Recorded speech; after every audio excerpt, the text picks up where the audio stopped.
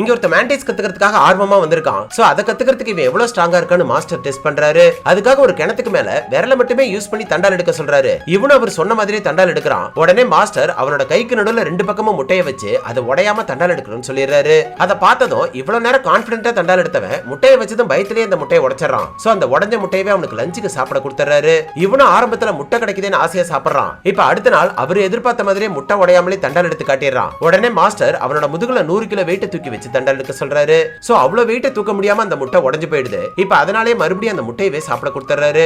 ஆரம்பத்துல முட்டையை ஆசையா சாப்பிட்டவனுக்கு டெய்லி அதை சாப்பிட பிடிக்காம வெறுப்பு வருது. சோ அடுத்த நாள் முட்டை உடைஞ்சிடக்கூடாதுன்னு கவனமா 100 கிலோ வெயிட்டோட தண்டால் எடுத்து காட்டிடுறான். ஆனா மாஸ்டர் இந்த டைம் 3 விரல மட்டுமே யூஸ் பண்ணி தண்டால் எடுக்க சொல்லி இன்னைக்கு அந்த முட்டை உடைஞ்சு போயிடுது. சோ மறுபடியும் லஞ்சுக்கு அதே முட்டையவே கொடுத்துறாரு. இதே மாதிரி டெய்லி இவனுக்கு முட்டை சாப்பிட பிடிக்காமலே முட்டை உடையாத அளவுக்கு பிராக்டிஸ கடுமையாக்கிட்டே போறான். கடைசியில ஒரே ஒரு விரல மட்டுமே யூஸ் பண்ணி அவனோட மொத்த உடம்பையுமே தூக்கி தண்டால் எடுக்கிறான். சோ இன்னைக்கு ஒரு முட்டை கூட உடையாதனால இனிமேல் முட்டையை சாப்பிட வேணாம்னு சந்தோஷப்படுறான். ஆனா அந்த சந்தோஷத்துல கையில இருக்கிற முட்டையை தெரியாம உடைச்சிடறான்.